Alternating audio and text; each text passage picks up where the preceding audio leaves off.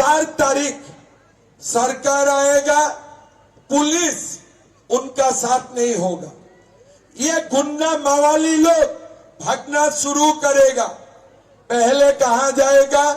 असम का ओर जाएगा। मैं तो ताला मार दूंगा, जाने नहीं दूंगा, ठीक है ना। फिर ये लोग कहां जाएगा? उड़ीसा जाएगा। उड़ीसा में भी बीजेपी सरकार, ताला मार दूंगा। फिर ये लोग बिहार जाएगा। बिहार में भी बीजेपी सरकार, ताला रहेगा।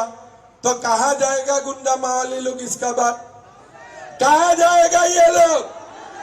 बांग्लादेश जाएगा।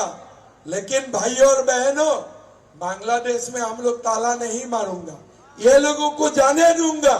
फिर नहीं आ पाए इसलिए बड़ा ताला लगा दूंगा। जिंदगी में भारत में नहीं आ पाए।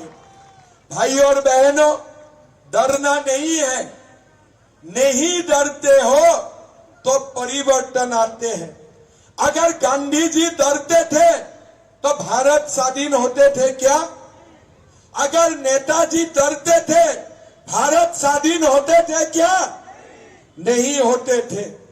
जब जब लोगों ने डरना बंद कर देते हैं तभी समाज का मुक्ति होते हैं, तभी समाज स्वाधीन होते हैं।